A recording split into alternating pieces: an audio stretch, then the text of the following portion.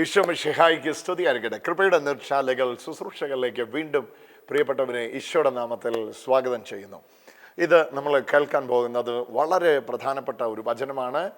ഈ ദിവസങ്ങളിൽ praying in the spirit എന്ന പേരിൽ യൂട്യൂബിൽ തുടർമാനമായി ചെയ്തുകൊണ്ടിരിക്കുന്ന ലൈവ് നിങ്ങളുടെ ശ്രദ്ധയിൽപ്പെട്ടിട്ടുണ്ടാകുമല്ലോ. ആ ഭാഗത്തിൽ വരുന്ന ഒരു പഠന പരമ്പരയിൽ ഉൾപ്പെടുന്ന ഒരു വചനമാണ് ഇന്നത്തെ ചിന്തയ്ക്ക് ആധാരമായിട്ട് എടുത്തിരിക്കുന്നത്. വിശുദ്ധ യോഹന്നാൻ അറിയിച്ച നമ്മുടെ കർത്താവായ യേശുക്രിസ്തുവിൻ്റെ സുവിശേഷം 4-ാം അധ്യായത്തിൻ്റെ 24-ാമത്തെ വചനമാണ്. യോഹന്നാൻ 4:23-24 വചനങ്ങൾ. എന്നാൽ യഥാർത്ഥ ആരാധകർ ആത്മാവിലും സത്യത്തിലും പിതാവിനെ ആരാധിക്കുന്ന നാഴിക വരുന്നു. അല്ല, അതിപ്പോൾ തന്നെയാണ്. യഥാർത്ഥത്തിൽ അങ്ങനെയുള്ള ആരാധകരെ തന്നെയാണ് പിതാവ് അന്വേഷിക്കുന്നതും. സോ പിതാവ് ഇങ്ങനെ ആ കൂട്ടത്തെ അന്വേഷിക്കുന്നു എന്ന് പറയുകയാണ്. ആരാണ് സ്വർഗസ്ഥനായ പിതാവ് ഇങ്ങനെ ഒരു ആരാധകരെ അന്വേഷിക്കുന്നു എന്ന് പറയുകയാണ്. ഏതാണ് പിതാവ് അന്വേഷിക്കുന്ന ആരാധകർ എന്ന് ഈ വചനത്തിൽ നമുക്ക് കാണാൻ കഴിയുന്നു. യോഹന്നാൻ 4:23 യഥാർത്ഥ ആരാധകർ ആത്മാവിലും സത്യത്തിലും പിതാവിനെ ആരാധിക്കുന്ന നാഴിക വരുന്നു. അപ്പൊ ആരാധകരുണ്ട്, യഥാർത്ഥ ആരാധകരുണ്ട്. പിതാവ് അന്വേഷിക്കുന്നത് യഥാർത്ഥ ആരാധകരെയാണ്. പിതാവിനെ കാണേണ്ടിയത് ആരാധനക്കാരെയല്ല. ആരാധനക്കാർ ഒരുപാടുണ്ട്, പക്ഷേ പിതാവ് അന്വേഷിക്കുന്നത് യഥാർത്ഥ ആരാധനക്കാരെയാണ്. ആരാണ് യഥാർത്ഥ ആരാധനക്കാർ? ഈ വചനത്തിൽ നമ്മളത് മനസ്സിലാക്കിയാണ്. ദൈവത്തെ ആത്മാവിലും സത്യത്തിലും ആരാധിക്കുന്നവരാരോ അവരാണ് യഥാർത്ഥ ആരാധനക്കാർ. അപ്പോൾ എന്താണ് ഈ വചനം ഇങ്ങനെ പറയുന്നത്? ഇത് സംസാരിക്കുന്നത് ശമരിയക്കാരത്തിയോടാണ്. ശമരിയക്കാരത്തിയോട് വെള്ളം ചോദിച്ച ശേഷം അവരുടെ ആഭ്യന്തര ആരാധന വിഷയത്തിലേക്ക് കർത്താവ് വളരെ പതുക്കെ കടന്നു ചെല്ലുന്നത് നമ്മൾക്ക് കാണാം. ശമര്യർക്കും ഇസ്രായേൽക്കാർക്കും ആരാധനയ്ക്ക് 2 സ്ഥലവും 2 രീതിയുമാണ് ഉണ്ടായിരുന്നിട്ടുള്ളത്. ശമര്യർ ഇസ്രായേലിൽ നിന്ന് വേർപിരിഞ്ഞു പോയ സങ്കര ഇനമാണ്. ജാതികളുമായി കൂടിക്കലർന്ന് വിവാഹബന്ധത്തിലേർപ്പെട്ട് യഹൂദൻ താൻ അവകാശപ്പെടുന്ന തനിമ അല്ലെങ്കിൽ താൻ അവകാശപ്പെടുന്ന ആ പ്രാഗൽഭ്യം ഇല്ല എന്ന് വിളിക്കുന്ന ആൾക്കാരാണ് ശമര്യർ. ശമര്യരുമായിട്ട് യഹൂദര് ബന്ധം പോലും പുലർത്തുവാൻ ഇഷ്ടപ്പെട്ടിരുന്നില്ല. നമുക്കറിയാം, ഈശോ നല്ല ശമരിയക്കാരൻ്റെ ഉപമ വിശദീകരിക്കുമ്പോൾ നിങ്ങളുടെ കൂട്ടുകാരൻ ആരെ എന്ന് ചോദിക്കുകയാണ്. ഒരിക്കലും അവരെ കൊണ്ട് ആ ഉപമ ഉൾക്കൊള്ളുവാൻ കഴിയാത്തത്. സഹായം പ്രതീക്ഷിച്ചത് പുരോഹിതനിൽ നിന്നാണ്, സഹായം പ്രതീക്ഷിച്ചത് ലേവ്യനിൽ നിന്നാണ്, സഹായം അങ്ങേയറ്റം പ്രതീക്ഷിക്കുന്നത് സദുക്കേയരിൽ നിന്നാണ്. യഹൂദൻ്റെ ഏറ്റവും അടുത്ത ആൾക്കാരാണ് ലേവ്യരും പുരോഹിതരും സദുക്യരും ഫരിസേയരുമൊക്കെ. എന്നാൽ ഇതാ ഒരിക്കലും സഹായം അങ്ങോട്ട് കൊടുത്തിട്ടില്ലാത്ത, എന്നാൽ ഇങ്ങോട്ട് സഹായം ചെയ്യുവാൻ താല്പര്യപ്പെടുന്ന ശമരിയക്കാരനെ ആ ഉപമയിലേക്ക് കൊണ്ടുവന്നിട്ട് നമ്മുടെ കർത്താവായ യേശുക്രിസ്തു ആരാണ് നിന്റെ അയൽക്കാരൻ, ആരാണ് നിന്റെ സ്നേഹിതൻ എന്ന വിഷയം വിശദീകരിക്കുന്നത് നമ്മുടെ ശ്രദ്ധയിൽപ്പെട്ടിട്ടുണ്ടാകും. അപ്പോൾ 2 കൂട്ടർ 2 മലയിൽ ദൈവത്തെ ആരാധിക്കുകയാണ്. ഈ ഒരു കൂട്ടർ ജെറുസലേമിലെ മണിമാളികയ്ക്ക് തുല്യമായ വലിയ ദേവാലയത്തിൽ ദൈവത്തെ ആരാധിക്കുമ്പോൾ മറ്റൊരു കൂട്ടർ ഇതാ വേറൊരു മലയിൽ ദൈവത്തെ ആരാധിക്കുകയാണ്. ഇപ്പോൾ കർത്താവ് പറയുകയാണ് സത്യാരാധനക്കാർ, ട്രൂ വർഷിപ്പേഴ്സ്. അപ്പോൾ അവിടെ ഒരു ചോദ്യമുണ്ട്, ആരാണ് ട്രൂ വർഷിപ്പർ? ആരാണ് സത്യാരാധനക്കാർ? യഹൂദരാണോ ശമര്യരാണോ? ശമര്യർ പറയുന്നു ഞങ്ങളാണ് സത്യാരാധന, യഹൂദർ പറയുന്നു ഞങ്ങളാണ് സത്യാരാധനക്കാർ. അപ്പോൾ സത്യാരാധനക്കാരൻ ആരാണ് എന്ന ചോദ്യം ഇവിടെ അവശേഷിക്കുമ്പോൾ നമ്മുടെ കർത്താവായ യേശുക്രിസ്തു പറയുകയാണ് സത്യാരാധനക്കാർ ആരാണ്. എന്നാൽ 23-ാമത്തെ വചനം യോഹന്നാൻ 4:23 എന്നാൽ യഥാർത്ഥ ആരാധകർ ആത്മാവിലും സത്യത്തിലും പിതാവിനെ ആരാധിക്കുന്ന നാഴിക വരുന്നു. പിതാവായ ദൈവത്തെ ആര് ആത്മാവിലും സത്യത്തിലും ആരാധിക്കുന്നു അവരാണ് സത്യാരാധനക്കാരെന്ന് യേശു പറയുകയാണ്. അപ്പോൾ എന്തൊക്കെയാണ് നമുക്ക് ആരാധിക്കാൻ വേണ്ടിയുള്ള ഓപ്ഷൻസ്? ഏതൊക്കെ തരത്തിൽ നമുക്ക് ദൈവത്തെ ആരാധിക്കാം? നമുക്ക് അറിവുള്ളതുപോലെ catechism of the Catholic Church, കത്തോലിക്ക സഭയുടെ മതബോധന ഗ്രന്ഥം നമ്മൾ പഠിക്കുമ്പോൾ നമ്മളെ അവിടെ കൃത്യമായിട്ട് കത്തോലിക്ക സഭയുടെ മതബോധന ഗ്രന്ഥം പഠിപ്പിക്കുന്നുണ്ട്. കത്തോലിക്ക സഭയുടെ മതബോധന ഗ്രന്ഥം 365 ഖണ്ഡികയിൽ നമുക്കറിയാം, ദേഹം, ദേഹി, ആത്മാവ് എന്നിങ്ങനെ ബോഡി, മൈൻഡ് ആൻഡ് സ്പിരിറ്റ് എന്നിങ്ങനെ മൂന്നായിട്ട് തിരിച്ചാണ് പൊതുവിലുള്ള പഠിപ്പീര് പോകുന്നതെങ്കിൽ പരിശുദ്ധ കത്തോലിക്ക സഭയുടെ പ്രബോധനം അനുസരിച്ച് ദേഹം, ദേഹി, ആത്മാവ് എന്നുള്ളതിനേക്കാൾ ഉപരിയായിട്ട് ശ്രദ്ധിച്ച് കേൾക്കണം, ദേഹവും ദേഹിയും ഒന്നിച്ചു പോകുന്നു. കാരണം ദേഹത്തിൻ്റെ ഇമോഷനാണ്, വൈകാരിക തലമാണ് ദേഹി എന്ന് പറയുന്നത്. അപ്പോൾ ദേഹവും ദേഹിയും ഒന്നായി പോകുന്നുവെങ്കിൽ പിന്നെ മറ്റൊന്നുള്ളത് മനുഷ്യനിലെ ആത്മാവാണ്. അപ്പോൾ ദേഹവും ദേഹിയും ഒന്നായി നിൽക്കുന്നു, ആത്മാവും മറ്റൊന്നായി. ഇതാണ് കത്തോലിക്ക സഭയുടെ മതബോധന ഗ്രന്ഥം 365 പാരഗ്രാഫ് നമ്മെ CCC catechism of the Catholic church നമ്മെ പഠിപ്പിക്കുന്നത്. അപ്പോൾ എന്താ നമ്മൾ മനസ്സിലാക്കേണ്ടത്? നമുക്ക് 2 ഓപ്ഷനുണ്ട്. എന്തൊക്കെയാണ് ആ 2 ഓപ്ഷൻ? ഒന്നുകിൽ മനസ്സുകൊണ്ട് ദൈവത്തെ ആരാധിക്കാം, അല്ലെങ്കിൽ ആത്മാവ് കൊണ്ട് ദൈവത്തെ ആരാധിക്കാം. മനസ്സെന്ന് പറയുമ്പോൾ മനസ്സ്, ദേഹം, ദേഹി എന്നുൾപ്പെടുന്നതാണ് മനസ്സ്. ദേഹവും ദേഹിയും ചേരുന്നതാണ് മനസ്സ്. ഒരു മനുഷ്യനിൽ ദേഹിയില്ല എങ്കിൽ ദേഹമില്ല, ദേഹമില്ല എങ്കിൽ ദേഹിയില്ല എന്ന് പറഞ്ഞാൽ ദേഹിയും ദേഹവും ഒന്നായി ചേർന്ന് പോകുന്നു. ഒരു മനുഷ്യനിൽ ദേഹം അവശേഷിക്കുന്നെങ്കിലോ ആ ദേഹത്തിലെ വൈകാരികത അവശേഷിക്കുന്നുള്ളൂ. ആ അർത്ഥത്തിലാണ് സഭ ദേഹവും ദേഹിയും ഒന്നാണ് എന്ന പഠിപ്പീര് നമുക്ക് മനസ്സിലാക്കി തരുന്നത്. അപ്പോൾ ഒന്നാമത്തെ അർത്ഥത്തിൽ നമുക്ക് ദേഹം കൊണ്ട്, ഇമോഷൻ കൊണ്ട്, മനസ്സുകൊണ്ട്, ബുദ്ധി കൊണ്ട് ദൈവത്തെ ആരാധിക്കാം. രണ്ടാമത്തേത് ആത്മാവ് കൊണ്ട് ദൈവത്തെ ആരാധിക്കാം. ഈ ആത്മാവ് കൊണ്ടുള്ള ആരാധനയിൽ എന്തില്ല? ദേഹമില്ല, ദേഹിയില്ല, ദേഹിയുടെയും ദേഹത്തിൻ്റെയും കടന്നുകയറ്റമില്ല. പിന്നെ എന്താ ഉള്ളത്? അവിടെ മറ്റൊന്നാണുള്ളത്, ആത്മാവാണുള്ളത്. അപ്പോൾ ദേഹവും ദേഹിയും കൊണ്ടുള്ള ആരാധന ഒരു കൂട്ടരുടേത്, മറ്റൊരു കൂട്ടരുത് ആത്മാവിലുള്ള ആരാധന. എന്താണ് ഈ ആത്മാവ്? മനുഷ്യനിൽ ദൈവത്തിൻ്റെതായി വെച്ചിരിക്കുന്ന ഒന്നാണ് മനുഷ്യനിലെ ആത്മാവ്. സാധാരണ രീതിയിൽ ഒരാൾ നിര്യാതനാകുമ്പോൾ, ദിവംഗതനാകുമ്പോൾ, നാട് നീങ്ങുമ്പോഴൊക്കെ നമ്മൾ പറയാറുണ്ട് മരിച്ചുപോയി. ആരാണ് മരിച്ചു പോയത്? പോയ ആളവിടെ കിടപ്പുണ്ടല്ലോ, പിന്നെ ആരാണ് മരിച്ചു പോയത്? പോയത് ആ വ്യക്തിയിലെ ആത്മാവാണ്. എങ്ങോട്ടാണ് പോയത്? എവിടുന്നാണോ ആത്മാവ് വന്നത് ആ വ്യക്തിയിൽ നിന്ന് ആത്മാവ് വന്ന ഇടത്തേക്കാണ് പോകുന്നത്. സോ ആത്മാവാണ് ഒരു മനുഷ്യൻ്റെ അസ്തിത്വം എന്ന് പറയുന്നത്. ഒരു മനുഷ്യൻ്റെ നിലനിൽപ്പ് അവൻ്റെ ആത്മാവിലാണ്. ദൈവത്തിൻ്റെതായി ദൈവം മനുഷ്യൻ വിശ്വസിച്ചിരിക്കുന്നത് ആത്മാവാണ്. ദേഹവും ദേഹിയും ഒരുപക്ഷെ മണ്ണിൽ നിന്ന് മെനഞ്ഞതാണെങ്കിൽ ഒടുവിൽ ജീവനുള്ള ദേഹിയായി തീരുവാൻ മനുഷ്യൻ ആദം എന്ന ആദ്യ മനുഷ്യൻ്റെ മൂക്കിൽ നിശ്വസിക്കുന്ന ആ ശ്വാസമാണ് ദൈവത്തിൻ്റെതായി മനുഷ്യനിലേക്ക് വന്നു ചേർന്നത്. അതിൻ്റെ പേര് ആത്മാവെന്നാണ്. അപ്പോൾ ദൈവം എന്താണ്? ദൈവം ആത്മാവാണ്. ഇത് ഞാൻ പറയുന്നതല്ല, തൊട്ട് താഴത്തെ വചനത്തിൽ നിങ്ങൾ കാണാം.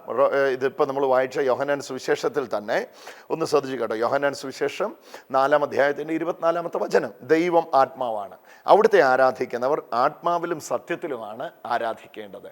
അപ്പം ദൈവം ആത്മാവാണ്. ഇതാണ് ഏറ്റവും വലിയ ഒരു ചിന്ത നമ്മുടെ ഹൃദയങ്ങളിലേക്ക് ആദ്യമേ വരേണ്ടത്. ദൈവം ആത്മാവാണ്. God is spirit. ദൈവം ആത്മാവാണ്. അപ്പോൾ ആത്മാവ് കൊണ്ട് ദൈവത്തെ ആരാധിക്കുക. ബുദ്ധി കൊണ്ടല്ല, ആത്മാവ് കൊണ്ട്, മനസ്സുകൊണ്ടല്ല, ആത്മാവ് കൊണ്ട് ദൈവത്തെ ആരാധിക്കുക. അപ്പം ആരാധന ആരംഭിക്കുന്നത് ശരീരം കൊണ്ടാണ്, ആരാധന തുടരുന്നത് മനസ്സുകൊണ്ടാണ്, ആരാധനയാകുന്നത് ആത്മാവ് കൊണ്ടാണ്. ഇതാണ് അതിൻ്റെ കറക്റ്റ് ഫോം. ഒരു മനുഷ്യൻ ദൈവത്തെ ആരാധിക്കുവാനായി വന്നിരിക്കുന്ന അവൻ്റെ ശരീരം കൊണ്ടാണ്. എന്നാൽ ആ വേഗത്തിൽ അവൻ പ്രാർത്ഥനയിലേക്ക് പ്രവേശിക്കുമ്പോൾ ഏറ്റവും കൂടുതൽ മനസ്സിൻ്റെ തലത്തിലാണ് അസ്വസ്ഥതകൾ വരുന്നത്. എന്നാൽ ദേഹത്തിൽ നിന്ന് ദേഹിയിലേക്ക് പോയി, ദേഹിയിൽ നിന്ന് ആത്മാവിലേക്ക് സഞ്ചരിക്കുമ്പോഴാണ് യഥാർത്ഥ ആരാധന ആരംഭിക്കുന്നത്. അവിടെയാണ് ദൈവവുമായിട്ട് കണക്റ്റ് ആകുന്നത്. പ്രിയപ്പെട്ടവരെ, നിങ്ങളുടെ ദേഹം ദൈവവുമായി കണക്ട് ചെയ്യുന്നതിന് പരിമിതികളുണ്ട്. കാരണം ദേഹത്തിന് ബലഹീനതകളുണ്ട്, വൈയാഴികകളുണ്ട്, ദേഹത്തിൽ പാപമുണ്ട്, ദേഹത്തിൽ ശാപമുണ്ടെന്നൊക്കെ നമ്മൾ അപ്പോൾ ദേഹം കണക്ട് ചെയ്യുന്നതിന് പല പരിമിതികളുണ്ട്. ദേഹിയും കണക്റ്റ് ആകുന്നതിന് പല പരിമിതിയുണ്ട്. എന്നാൽ അപരിമിതമായി ദൈവവുമായി ബന്ധപ്പെടുവാൻ നമുക്ക് ലഭിച്ചിരിക്കുന്ന ഒന്നാണ് ആത്മാവ്. ഈ ആത്മാവാണ് എന്ത് ചെയ്യുന്നത്? ദൈവത്തിങ്കിലേക്ക് നമ്മെ വലിച്ചടുപ്പിക്കുന്നത്. ദൈവത്തിൻ്റെതായി നമ്മിൽ ആവശ്യങ്ങൾ ആവർത്തിച്ച് നമ്മളെ ആത്മീയരാക്കാൻ ആഗ്രഹിക്കുന്നത് നമ്മുടെ ആത്മാവാണ്. അപ്പോൾ ദേഹം ബലഹീനമാണ്. നമുക്കറിയാം, ഗെത്സമനയുടെ പൂങ്കാവനത്തിൽ അരിമശിഷ്യന്മാരെ അടുക്കൽ വിളിച്ച് യേശുനാഥൻ ആവശ്യപ്പെടുകയാണ്. എന്താണ് യേശുനാഥൻ ആവശ്യപ്പെടുന്നത്? നിങ്ങൾക്ക് അല്പസമയം എന്നോട് കൂടെ ഒന്ന് പ്രാർത്ഥിക്കാമോ? അവരോട് ആവർത്തിച്ച് പറഞ്ഞിട്ടും അല്പസമയം അവർക്ക് പ്രാർത്ഥിക്കാൻ കഴിയുന്നില്ല. അതിന് കാരണം ഈശോ പറയുമ്പോൾ പറയുകയാണ്, ആത്മാവ് ഒരുക്കമുള്ളതാണ്, പക്ഷെ ശരീരം ബലഹീനമാണ്. അല്ലെങ്കിൽ ആത്മാവിനനുസരിച്ച് ശരീരം പോകുന്നില്ല. അവിടെയാണ് നമ്മൾ ആരാധന എന്താണെന്ന് മനസ്സിലാക്കുന്നത്. മിക്കവാറും ആത്മാവിൻ്റെ പ്രവർത്തനങ്ങൾക്ക് തടസ്സമായി നിൽക്കുന്നത് ശരീരമാണ്. ശരീരത്തിൻ്റെ പ്രവർത്തനങ്ങൾക്ക് തടസ്സമായി നിൽക്കുന്ന ആത്മാവാണ്. ആത്മാവും ശരീരവും മിക്കവാറും സമയങ്ങളിൽ പരസ്പര യുദ്ധത്തിലാണ്, ഒന്നൊന്നിന് കീഴ്പ്പെടുന്നില്ല. കാരണം ശരീരം ലോകത്തിൻ്റേതും ആത്മാവ് ദൈവത്തിൻ്റേതുമാണ്. ആത്മാവ് നമ്മിലിരുന്ന് ദൈവത്തെ ആവശ്യപ്പെടുമ്പോൾ ശരീരം നമ്മിലിരുന്ന് ലോകത്തെ ആവശ്യപ്പെടുകയാണ്. ഇത് ഒരു വാക്കിൽ പറഞ്ഞാൽ നിങ്ങൾക്ക് പെട്ടെന്ന് എളുപ്പത്തിൽ മനസ്സിലാക്കാൻ കഴിയുകയില്ല. എന്നാൽ ദൈവം അന്വേഷിക്കുന്നു. ആരെയാണ് ദൈവം അന്വേഷിക്കുന്നത്? ദൈവം അന്വേഷിക്കുന്നത് ട്രൂ വർഷിപ്പേഴ്സിനെയാണ്, സത്യാരാധനക്കാരെയാണ് ദൈവം അന്വേഷിക്കുന്നത്. ആരാണ് ഈ സത്യാരാധനക്കാർ? ഈ സത്യാരാധനക്കാരാണ് ആത്മാവിൽ ദൈവത്തെ ആരാധിക്കുന്നവർ. ശരീരം കൊണ്ട് ദൈവത്തെ ആരാധിക്കുന്നവർ എന്നല്ല പറഞ്ഞത്, മനസ്സുകൊണ്ട് ദൈവത്തെ ആരാധിക്കുന്നവർ എന്നല്ല പറഞ്ഞത്, ബുദ്ധി കൊണ്ട് ദൈവത്തെ ആരാധിക്കുന്നവരെന്നല്ല പറഞ്ഞത്, ദേഹം കൊണ്ടോ ദേഹി കൊണ്ടോ ദൈവത്തെ ആണെന്നല്ല പറഞ്ഞത്. പിന്നെ എന്താ പറഞ്ഞത്? ആത്മാവ് കൊണ്ട് ദൈവത്തെ അന്വേഷിക്കുന്നവർ. പ്രിയപ്പെട്ടവരെ, 2025 നിങ്ങളെന്നെ കേൾക്കുമ്പോൾ, പ്രത്യേകിച്ച് ഈ 2ാം മാസത്തിൽ നിങ്ങളെന്നെ കേൾക്കുമ്പോൾ, ഇത് വലിയൊരു പ്രാർത്ഥനയായിട്ട് നമ്മളുടെ ഉള്ളത്തിൽ ഉയരട്ടെ. മറ്റൊന്നുമല്ല, ദൈവമേ എന്നെ ഒരു ട്രൂ വർഷിപ്പറാക്കണമേ, എന്നെ ഒരു യഥാർത്ഥ ആരാധനക്കാരനാക്കണമേ. എന്താണ് യഥാർത്ഥ ആരാധനക്കാരൻ്റെ സ്വഭാവം? നമ്മൾ കണ്ടു. സത്യാരാധനക്കാരൻ, യഥാർത്ഥ ആരാധനക്കാരൻ ദൈവത്തെ ആത്മാവിലും സത്യത്തിലും ആരാധിക്കുകയാണ്. എന്നിട്ട് വചനം പറയുകയാണ്, സത്യാരാധനക്കാർ ദൈവം ആത്മാവാണ്, അവിടുത്തെ ആത്മാവിലും സത്യത്തിലുമാണ് ആരാധിക്കേണ്ടത്. അപ്പം ശാരീരികമായ അധ്വാനം കൊണ്ട് ആ മലയിൽ പോയി ആരാധിച്ച ശമര്യർ, മറ്റൊരു കായികാഭ്യാസങ്ങൾ കൊണ്ട് അല്ലെങ്കിൽ വളരെ പരിശ്രമം കൊണ്ട് ഈ മലയിൽ ജെറുസലേമിൽ പോയി ആരാധിച്ച യഹൂദർ. എന്നാൽ ഇവരുടെ രണ്ടുപേരുടെയും നടുവിൽ നിന്നുകൊണ്ട് യേശു പറയുകയാണ്, സത്യാരാധനക്കാരൻ ആത്മാവിലാണ് ദൈവത്തെ ആരാധിക്കുന്നത്. അവിടെ ചെന്ന് ആരാധിക്കുന്നതിന് മുമ്പ് നിന്റെ ഉള്ളത്തിൽ നിനക്ക് ആരാധന ആരംഭിക്കാം, നിന്റെ അകത്തലത്തിൽ നിനക്ക് ആരാധന ആരംഭിക്കാം. അതാണ് ഇവിടെ വചനത്തിൽ പറയുന്നത്. ദൈവം ആത്മാവാണ്, അവിടുത്തെ ആരാധിക്കുന്നവർ ആത്മാവിലും സത്യത്തിലുമാണ് ആരാധിക്കേണ്ടത്. ആ സ്ത്രീ പറഞ്ഞു, മശിഹ ക്രിസ്തു വരുമെന്ന് എനിക്കറിയാം, എന്നാൽ അവൻ വരുമ്പോൾ എല്ലാ കാര്യങ്ങളും ഞങ്ങളെ അറിയിക്കും. യേശു അവളോട് പറഞ്ഞു, നിന്നോട് സംസാരിക്കുന്ന ഞാൻ തന്നെയാണവൻ. മശിഹയെക്കുറിച്ചുള്ള പൂർണ്ണമായ വെളിപ്പെടുത്തൽ ഈ സ്ത്രീക്ക് ലഭിക്കുകയാണ്. ഈ വെളിപാടിൽ നിന്ന് ആരാധന ആരംഭിക്കുകയാണ്. ദൈവം ആത്മാവാണ്. നിന്റെ മുമ്പിൽ നിൽക്കുന്ന മശിഹയാകുന്ന ഞാൻ, ശരീരരൂപത്തിൽ നീ എന്നെ കാണുന്നെങ്കിലും എൻ്റെ യഥാർത്ഥ രൂപം ശരീരരൂപമല്ല. ഞാൻ ആത്മാവായ ദൈവത്തിൽ ഉള്ളതാണ്. ഞാൻ ആത്മാവായ ദൈവമാണ്. എന്നെ നീ ആരാധിക്കുന്നതാണ് യഥാർത്ഥ ആരാധന. ഇതൊക്കെ നമ്മുടെ കർത്താവായ യേശുക്രിസ്തു പറയുമ്പോൾ ഇത് മനസ്സിലാക്കുവാനായിട്ട് ദൈവം അവരുടെ ഹൃദയത്തെ തുറക്കുകയാണ്. കർത്താവ് അവരുടെ മനസ്സിനെ തുറക്കുകയാണ്. അതാണ് നമ്മൾ ഈ വചനത്തിൽ കാണുന്നത്. യഥാർത്ഥ ആരാധനക്കാർ, ട്രൂ വർഷിപ്പേഴ്സ്, ആത്മാവിലും സത്യത്തിലും പിതാവിനെ ആരാധിക്കുന്ന നാഴിക വരുന്നു. സോ ദൈവം എപ്പോഴും തയ്യാറായി നിൽക്കുകയാണ്. എന്തിനാ ദൈവം തയ്യാറായിട്ട് നിൽക്കുന്നത്? എൻ്റെ ആത്മാവുമായി ബന്ധപ്പെടുവാൻ ദൈവം എപ്പോഴും തയ്യാറാണ്. ഒന്നുകൂടെ ഞാൻ ആവർത്തിക്കാം, എൻ്റെ ആത്മാവുമായി ബന്ധപ്പെടുവാൻ ദൈവം എപ്പോഴും തയ്യാറാണ്. ഹല്ലേലൂയ. പല സന്ദർഭങ്ങളും ദൈവം അന്വേഷിച്ചുകൊണ്ടിരിക്കുകയാണ്. God seeks, God is in search. ദൈവം അന്വേഷിച്ചുകൊണ്ടിരിക്കുകയാണ്. എന്തിനാണ് ദൈവം അന്വേഷിക്കുന്നത്? ദൈവം അന്വേഷിക്കുകയാണ്, ആത്മാവിൽ ഈ വ്യക്തിയുമായി എനിക്കൊന്ന് കണക്റ്റ് ആവണം. പരിശുദ്ധാത്മാവിൽ ഈ വ്യക്തിയുമായി എനിക്കൊന്ന് ബന്ധം പുലർത്തണം. ആത്മാവായ ദൈവം ആവശ്യപ്പെടുകയാണ്, ബുദ്ധിയുടെ അതിർ ലംഘിച്ച്, ദേഹിയുടെ അതിരിനെ ഭേദിച്ച് ഒന്ന് വരാമോ? നമുക്കൊന്ന് കൂടാം, നമുക്കൊന്ന് ആത്മാവിൽ ഒന്ന് ആരംഭിക്കാം. ഇത് നമ്മൾ ഈ ആത്മാവിൽ ദൈവത്തെ ആരാധിക്കുക എന്ന് പറയുമ്പോൾ നമ്മൾ മനസ്സിലാക്കേണ്ടത് 3.5 വർഷത്തെ ഈശോയുടെ കൂടെ സഞ്ചരിച്ച ശിഷ്യന്മാരുടെ ജീവിതത്തിൽ നിന്നാണ് ഇത് നമുക്ക് മനസ്സിലാക്കുന്നത്. പതിവ് മുടങ്ങാതെ ജെറുസലേം ദേവാലയത്തിൽ 9-ാം മണി നേരത്തും യാമപ്രാർത്ഥനകൾ ഒന്നുപോലും മുടക്കാതെ പ്രാർത്ഥനയ്ക്ക് പോയിക്കൊണ്ടിരുന്നവരാണ് അവർ. ആരാധനയിൽ സംബന്ധിച്ചിരുന്നവരാണ് അവർ.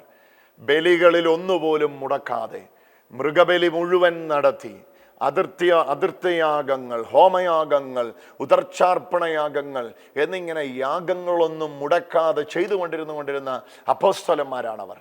എന്നാൽ അവരുടെ ജീവിതത്തിൽ വലിയ ഒരു സംഭവം നടക്കുകയാണ്.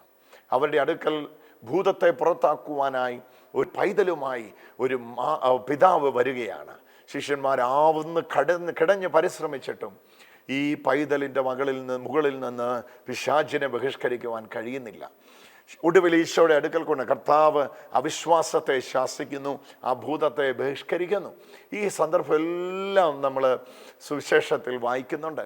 എന്നാൽ അപ്പോസ്തലന്മാരിൽ എപ്പോഴാണ് യഥാർത്ഥ ആരാധന തുടങ്ങിയെന്നറിയാമോ? അപ്പോസ്തലന്മാർ യഥാർത്ഥത്തിൽ ദൈവത്തെ ആരാധിക്കാൻ തുടങ്ങിയത് നമ്മൾ അപ്പോസ്തല പ്രവർത്തനത്തിൽ എത്തുമ്പോഴാണ്. അതുവരെ ബുദ്ധി കൊണ്ട്, മനസ്സുകൊണ്ട് ദൈവത്തെ കണ്ടും കേട്ടും അനുഭവിച്ചു നിന്നവർ അന്നൊരു ദിവസം ആദ്യമായി പെന്തക്കോസ്തി നാൾ വന്നപ്പോൾ, പെന്തക്കോസ്തി തിരുനാളിൻ്റെ ഒരുക്കങ്ങൾ ലോകം മുഴുവൻ നടക്കുമ്പോൾ ജെറുസലേമിലേക്ക് വന്നുകൂടിയവരുടെ നടുവിൽ പരിശുദ്ധാത്മാവ് ഇറങ്ങി വരികയാണ്. അവരുടെ ബുദ്ധിക്കെത്താത്ത തരത്തിൽ, അവരുടെ ബുദ്ധിക്ക് അതീതമായി പരിശുദ്ധാത്മാവിൻ്റെ വലിയ ചലനമുണ്ടാവുകയാണ്. അന്ന് വരെ അങ്ങനെ അവർ ദൈവത്തെ ആരാധിച്ചിട്ടില്ല. അവർക്കറിയാം, അവർ ജെറുസലേമിലെ ആരാധന സ്ഥലത്ത് പോവുകയും വണങ്ങി നമസ്കരിച്ചും വായനകൾ കേട്ടും ബലികൾ നടത്തിയും നടന്നു വന്നിരുന്ന ശൈലിയിൽ നിന്നും തികച്ചും വ്യത്യസ്തമായ ഒരാരാധന അന്നവിടെ നടക്കുകയാണ്. എന്താണ് ആ നടക്കുന്ന ആരാധനയുടെ പേര്? പരിശുദ്ധാത്മാവിൽ അവർ പൂരിതരാവുകയാണ്. ദൈവത്തിൻ്റെ പരിശുദ്ധാത്മാവിനാൽ അവർ നിറയുകയാണ്. ഇപ്പം ദൈവത്തിൻ്റെ പരിശുദ്ധാത്മാവിനാൽ അവർ നിറഞ്ഞു കഴിയുമ്പോൾ എന്താണ് സംഭവിക്കുന്നത്? നമുക്കറിയാം, ദൈവത്തിൻ്റെ പരിശുദ്ധാത്മാവ് അവരെ വല്ലാതെ സ്പർശിക്കുകയാണ്. അവരുടെ അന്തരീന്ദ്രിയങ്ങളെ ദൈവത്തിൻ്റെ പരിശുദ്ധാത്മാവ് സ്പർശിക്കുവാൻ തുടങ്ങി. അവരാള് മാറി ദൈവത്തെ സ്തുതിക്കുവാൻ തുടങ്ങി. പരിധിയില്ലാത്ത അഭിഷേകം അവരിലേക്ക് ഇറങ്ങി. പുതുവീഞ്ഞ് കുടിച്ചവരാണ് ഇവരെന്നാണ് മറ്റുള്ളവർ പറഞ്ഞത്. കാരണം അവരുടെ പിടിവിട്ടുപോയി. അതുവരെ അവരെ പിടിച്ചമർത്തി വെച്ചിരുന്ന ബുദ്ധിയുടെ തലവും ജ്ഞാനത്തിൻ്റെ തലവും അറിവിൻ്റെ തലവും എല്ലാം അതിർലംഘിച്ച് ദൈവത്തിൻ്റെ പരിശുദ്ധാത്മാവിൻ്റെ വലിയ ചലനം ആരംഭിച്ചു. ആ ആരംഭിച്ച ചലനത്തെ പെന്തക്കോസ്തി തിരുനാൾ എന്ന് വിളിക്കുന്നു. എൻ്റെ പ്രിയപ്പെട്ടവരെ, ആ ആരംഭിച്ച ചലനത്തിലാണ് ദൈവത്തിൻ്റെ പരിശുദ്ധാത്മാവിൻ്റെ വലിയ വിസ്ഫോടകാത്മകമായ പ്രവൃത്തികൾ നടന്നത്. ആ ആരംഭിച്ച ചലനത്തിലാണ് ദൈവത്തിൻ്റെ പരിശുദ്ധാത്മാവിൻ്റെ വലിയ വിസ്ഫോടകാത്മകമായ പ്രവൃത്തി നടന്നത്. ഇന്നും ദൈവം അത്തരത്തിൽ പ്രവർത്തിക്കുവാൻ താല്പര്യപ്പെടുകയാണ്. എന്താണ് പെന്തക്കോസ്തി നാളിൽ അവർക്ക് സംഭവിച്ചത്? അവർ മാളികമുറിയിൽ മാറിയിരിക്കുകയാണ്. കാരണം അവരുടെ നാഥൻ അവരോട് ആവശ്യപ്പെട്ടു, ആത്മാവിൽ ദൈവത്തെ ആരാധിക്കണം. അവരിതുവരെ അത് ചെയ്തിട്ടില്ല. ഇന്ന് ദൈവം അവരോട് ആവശ്യപ്പെടുകയാണ്, നിങ്ങൾ ആത്മാവിൽ ദൈവത്തെ ആരാധിക്കണം. അതിനായി ഇവർ മാളികമുറിയിൽ മാറിയിരിക്കുകയാണ്. പരിശുദ്ധ അമ്മ അവരോട് ഒരുമിച്ചുണ്ട്. ഒരുപക്ഷെ ശിഷ്യന്മാരെ എല്ലാം ശേഖരിച്ച് ഒന്നിച്ചാക്കിയത് പരിശുദ്ധ അമ്മയുടെ സാന്നിധ്യമായിരിക്കാം. പരിശുദ്ധ അമ്മ അവരോടൊപ്പം ഇരിക്കുമ്പോൾ അവരുടെ നടുവിലേക്ക് അപ്രതീക്ഷിതമായി ഒരു വലിയ കൊടിയ കാറ്റടിക്കുന്നത് പോലെ, അഗ്നിജ്വാല പോലെ പിളർന്നിരിക്കുന്ന നാവുകൾ അവർക്ക് പ്രത്യക്ഷമായി. അവരിൽ ഓരോരുത്തൻ്റെ മേൽ പതിഞ്ഞു. ബുദ്ധിയിൽ നിന്ന് ആത്മാവിലേക്ക് അവരറിയാതെ പോയി. അവരുടെ നിയന്ത്രണം, അവരിരുന്ന സ്ഥലം മറന്നു, ചുറ്റുപാട് മറന്നു, പരിസരം മറന്നു. പരിശുദ്ധാത്മാവരെ നയിക്കുവാൻ തുടങ്ങി. ഓ ഹല്ലേലൂയ! പരിശുദ്ധാത്മാവിൻ്റെ വലിയ ചലനങ്ങൾ നടക്കുകയാണ്. നമുക്കറിയാം, അത് വായിക്കുമ്പോൾ തന്നെ കോരിത്തരിക്കുന്ന അനുഭവമാണ് നമുക്കുണ്ടാകുന്നത്. പ്രിയപ്പെട്ടവരെ, പരിശുദ്ധാത്മാവിൻ്റെ വലിയ ചലനമുണ്ടായി. അന്ന് വരെ അവർ സംസാരിച്ചിട്ടില്ലാത്ത ഭാഷകൾ അവർ സംസാരിക്കാൻ തുടങ്ങി. ഏത്യരും ഭാത്യരും മെസപ്പൊട്ടോമിയക്കാരും കാപ്പദോക്യക്കാരും ആസിയക്കാരും ബെഥുന്യക്കാരും എല്ലാമായിട്ടുള്ള ആകാശത്തിന് കീഴിലുള്ള സകല ഭാഷകളിൽ നിന്നുള്ള ആൾക്കാർ അവിടെ ഒന്നിച്ചു കൂടിയിട്ടുണ്ടായിരുന്നു. അവരവരുടെ ഭാഷയിൽ അപ്പോസ്തലന്മാർ ദൈവത്തിൻ്റെ വചനം കേൾക്കുന്നത്, ദൈവത്തിൻ്റെ വചനം പറയുന്നത് അവർ കേട്ടവർ പറയുന്നു, ഇവർ ദൈവത്തിൻ്റെ വൻ കാര്യങ്ങളാണല്ലോ സംസാരിക്കുന്നത്. പ്രിയപ്പെട്ടവരെ, ഇതാണ് ആത്മാവ് കൊണ്ട് ദൈവത്തെ ആരാധിക്കുക എന്നുള്ളത്. ഇത് സംഭവിച്ചു തുടങ്ങിയത് അപ്പോസ്തലന്മാരുടെ നടപടികളിലാണ്. ഇത് സംഭവിച്ചു തുടർന്നത് അപ്പോസ്തലന്മാരുടെ പുസ്തകത്തിലാണ്. 28 അധ്യായത്തിനകത്ത് ആത്മാവിൽ എങ്ങനെയാണ് അവർ ദൈവത്തെ സ്തുതിച്ചത്. അവരെ പിടിച്ച് കാരാഗ്രഹത്തിൽ ഇട്ടപ്പോൾ അവരുടെ ബുദ്ധി അവരോട് കാരാഗ്രഹത്തിലാണെന്ന് പറഞ്ഞപ്പോൾ അവർ ആത്മാവുമായി കണക്റ്റായി, ആത്മാവായ ദൈവവുമായി കണക്റ്റായി. സോ യഥാർത്ഥ ആരാധന എന്ന് പറയുന്നത് ആത്മാവിൽ ദൈവത്തെ ആരാധിക്കുന്നതാണ്. ഈ ആത്മാവിൽ ദൈവത്തെ ആരാധിക്കുന്ന അവസ്ഥയിലേക്ക് പരിശുദ്ധാത്മാവ് നമ്മെ തിരുസഭയുടെ പ്രബോധനങ്ങളിലൂടെ നയിച്ചിരിക്കുകയാണ്. ഏറ്റവും ദിവ്യമായ ആരാധനയായി മാറുന്നത് പ്രിയപ്പെട്ടവരെ വിശുദ്ധ കുർബാനയാണ്. വിശുദ്ധ കുർബാന മധ്യത്തിൽ സംഭവിക്കുന്ന രഹസ്യമാണ് രഹസ്യങ്ങളിൽ അതീവ തീവ്ര രഹസ്യം. എന്താണ് ആ രഹസ്യമെന്നറിയാമോ? നമ്മുടെ കർത്താവായ യേശു ക്രിസ്തുവിൻ്റെ ശരീരവും അവിടുത്തെ തിരുരക്തവുമായി ഈ അപ്പവും വീഞ്ഞും ആയി മാറുന്നുവെന്ന അത്യപൂർവമായ അതിതീവ്രമായ ക്രൈസ്തവ രഹസ്യം. ഈ രഹസ്യത്തെ ചുറ്റിപ്പറ്റിയാണ് മറ്റു കൂദാശ രഹസ്യങ്ങൾ മുഴുവൻ നിൽക്കുന്നത്. അപ്പോൾ എന്താണ് നമ്മൾ മനസ്സിലാക്കേണ്ടത്? ആ കൂദാശ സ്വീകരണം തന്നെ നമ്മെ ആത്മാവിൽ ദൈവവുമായി ഐക്യപ്പെടുത്തുകയാണ്. ആത്മാവായ ദൈവത്തെ നമ്മിലേക്ക് നാം സ്വീകരിക്കുകയാണ്. അപ്പത്തിൻ്റെ രൂപത്തിൽ ആത്മാവായ ദൈവത്തെ നാം നമ്മിലേക്ക് സ്വീകരിക്കുകയാണ്. കുർബാന കേവലം കർത്താവായ യേശുവിൻ്റെ ശരീരത്തിൻ്റെ ഓർമ്മയല്ല, കുർബാന അവിടുത്തെ ശരീരമാണ്. അവിടെ വീഞ്ഞ് കേവലം യേശുവിൻ്റെ രക്തത്തിൻ്റെ മെമ്മറി അല്ല, റിമെമ്പറൻസ് അല്ല, അവിടുത്തെ തിരുരക്തമാണ്. അപ്പോൾ സഭയിലൂടെയാണ് യഥാർത്ഥ ആരാധന ആരംഭിക്കുന്നത്. യഥാർത്ഥ ആരാധനയിൽ ദൈവത്തെ ആത്മാവിലും സത്യത്തിലും ആരാധിക്കുന്ന നാഴിക വന്നിരിക്കുന്നു, സമയം വന്നിരിക്കുന്നു. ഇത് ദൈവം ഇന്ന് അന്വേഷിക്കുകയാണ്. ഇത് ഞാൻ പറഞ്ഞ് അവസാനിപ്പിക്കുക ഈ എപ്പിസോഡിൽ. ദൈവം ഇന്ന് അന്വേഷിക്കുകയാണ്. ആരെയാ ദൈവം അന്വേഷിക്കുന്നത് അറിയാമോ? ട്രൂ വർഷിപ്പ്, സത്യാരാധനക്കാരെ ദൈവം അന്വേഷിക്കുക. എന്തിനാ ദൈവം അന്വേഷിക്കുന്നതെന്ന് അറിയാമോ? അവരെ തെരഞ്ഞു പിടിച്ച് അനുഗ്രഹിക്കാൻ. ആരെയാണ് ദൈവം അന്വേഷിച്ച് തെരഞ്ഞു പിടിച്ച് അനുഗ്രഹിക്കുന്നത്? സത്യാരാധനക്കാരെ. സത്യാരാധനക്കാരാരാണ്? ദേഹം കൊണ്ട് ആരാധിക്കുന്നവരാണ്, ദേഹി കൊണ്ട് ആരാധിക്കുന്നവരാണ്. എന്നാൽ ദേഹി താണ്ടി എങ്ങോട്ട് പോകണം? ആത്മാവിൽ പോകണം. ഇപ്പോൾ കത്തോലിക്ക സഭയുടെ മതബോധന ഗ്രന്ഥം നമ്മെ പഠിപ്പിക്കുന്നു, ദേഹവും ദേഹിയും വേർപെടുത്താനാവാത്ത വിധം ഒന്നായിരിക്കുന്നു, അതുകൊണ്ട് അവ ഒന്നാണ്. എന്നാൽ ആത്മാവ് മനുഷ്യനിൽ അമൂല്യമായി ദൈവം തന്നിരിക്കുന്ന ഒന്നാണ്. ദൈവവുമായി കണക്ട് ചെയ്യുവാനുള്ള ഏറ്റവും എളുപ്പ വഴി ആത്മാവിലാണ്. ഇത് ഞാൻ സംസാരിക്കുന്ന സമയത്ത് ആത്മാവായി ദൈവവുമായി കണക്റ്റായി നിങ്ങളിലുള്ളത് ദൈവത്തിലേക്കും ദൈവത്തിലുള്ളത് നമ്മിലേക്കും വന്നു ചേരട്ടെ എന്ന് ഞാൻ പ്രാർത്ഥിക്കുന്നു. അവനിൽ സൗഖ്യമുണ്ടെങ്കിൽ ആ സൗഖ്യം എൻ്റേതായി മാറട്ടെ. ഇപ്പോൾ നമ്മൾ കേൾക്കുന്നത് കൃപയുടെ നീർച്ചാലുകളിൽ കർത്താവ് ചെയ്യുന്ന വലിയ അത്ഭുതത്തിൻ്റെ സാക്ഷ്യമാണ്. ഒന്നിലധികം സാക്ഷ്യങ്ങൾ ഉൾപ്പെടുത്തുവാൻ കഴിയത്തില്ലാത്തത് കൊണ്ടാണ് ഈ കുറഞ്ഞ സമയത്ത് ഒരു സാക്ഷ്യമെങ്കിലും നിങ്ങളുടെ ചെവിയിൽ എത്തിക്കുന്നത്. ഈ ദിവസങ്ങളിൽ പോകുന്ന ഇടത്തെല്ലാം വലിയ അത്ഭുത പ്രവൃത്തികൾക്ക് ഞങ്ങൾ സാക്ഷികളാവുകയാണ്. ഈ സാക്ഷ്യം കേൾക്കുമ്പോൾ നിങ്ങളുടെ ഉള്ളത്തിൽ ഒരു സാക്ഷ്യം ഉണ്ടാകട്ടെ എന്ന് ഞാൻ പ്രാർത്ഥിക്കുന്നു. ചേട്ടന്റെ മേൽ ഈ വചനം ഇറങ്ങി വരുന്നുണ്ട് കേട്ടോ.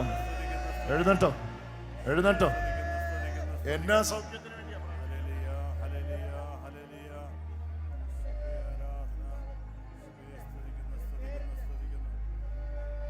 ഇതെങ്ങനെ ഉണ്ടായതാ? എന്റെ പേര് താനെ ഉണ്ടായത്. ഇതൊന്ന് വിശ്വസിക്കാമോ? ഇതിലൊന്ന് കൈവച്ചേ. അവിടെ പിടിച്ചോണേ. ഇത് 3-4 പേരൊന്ന് കണ്ടേ.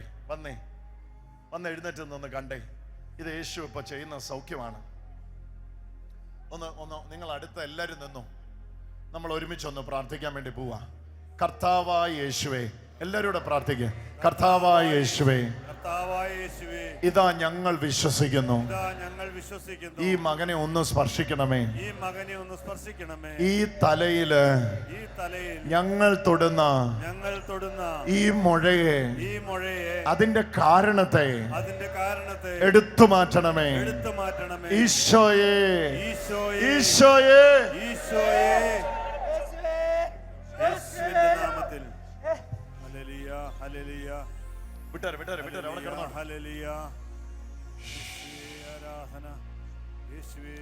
അത്ഭുതം നടന്നുകൊണ്ടിരിക്കുക.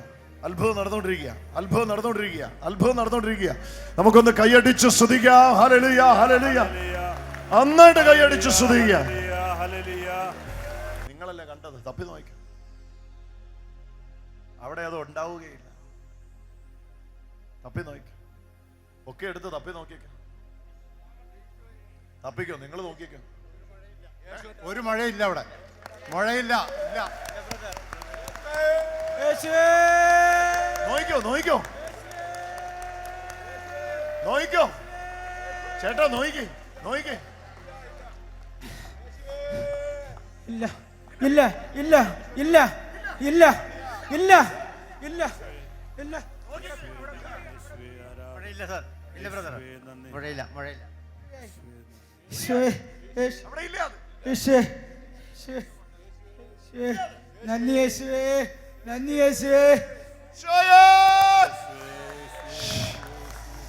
പിതാവിൻ്റെയും പുത്രൻ്റെയും പരിശുദ്ധാത്മാവിൻ്റെയും നാമത്തിൽ നമുക്ക് പ്രാർത്ഥിക്കാം. സ്വർഗസ്വനായ ഞങ്ങളുടെ പിതാവേ, അങ്ങയുടെ നാമം പൂജിതമാകണമേ, അങ്ങയുടെ രാജ്യം വരണമേ, അങ്ങയുടെ തിരുമനസ് സ്വർഗത്തിലെ പോലെ ഭൂമിയിലുമാകണമേ. അന്നു വേണ്ടുന്ന ആഹാരം ഇന്ന് ഞങ്ങൾക്ക് തരണമേ. ഞങ്ങളുടെ തെറ്റ് ചെയ്യുന്നവരോട് ഞങ്ങൾ ക്ഷമിക്കുന്ന പോലെ ഞങ്ങളുടെ തെറ്റുകളും ഞങ്ങളോട് ക്ഷമിക്കണമേ. ഞങ്ങളെ പ്രലോഭനത്തിൽ വീഴാൻ സമ്മതിക്കല്ലേ, തിന്മയിൽ ഞങ്ങളെ രക്ഷിച്ചുകൊള്ളേ. എന്തുകൊണ്ടെന്നാൽ രാജ്യവും ശക്തിയും മഹത്വവും എന്നേക്കും അങ്ങയുടേതാകുന്നു. ആമേൻ. സർവശക്തനായ ദൈവമേ, അവിടുത്തെ പ്രിയപുത്രന് ഞങ്ങളുടെ രക്ഷിതാവുമായ ഈശോയുടെ നാമത്തിൽ ഇന്ന് ഞങ്ങൾ അറിയുന്നു, ദൈവവുമായി കണക്ട് ചെയ്യുവാൻ ഞങ്ങളിൽ ദൈവം തന്നിരിക്കുന്ന ദൈവത്തിൻ്റെ ആത്മാവ്.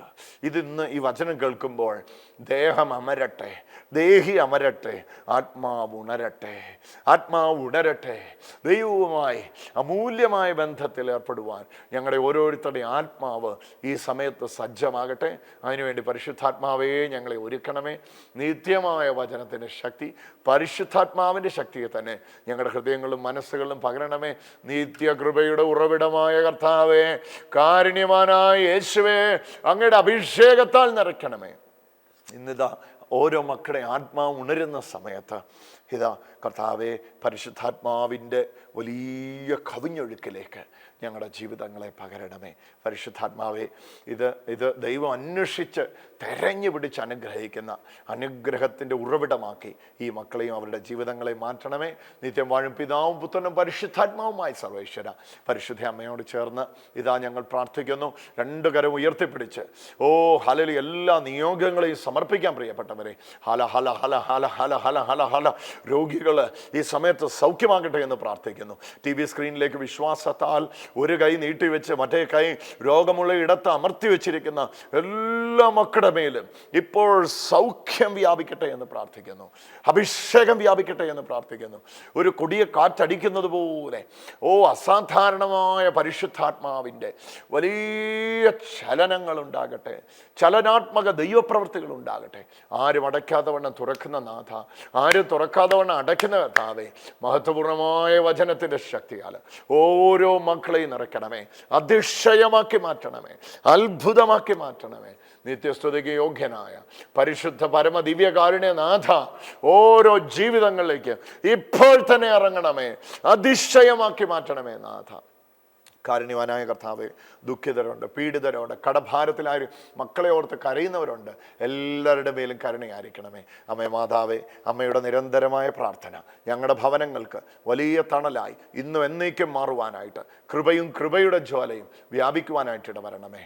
നിത്യസ്തുതിക്ക് യോഗ്യനായ പരിശുദ്ധ പരമാദിവ്യകാരുണ്യത്തിന് എന്നേരവും ആരാധനയും സ്തുതിയും പുകഴ്ചയും ഉണ്ടാകട്ടെ.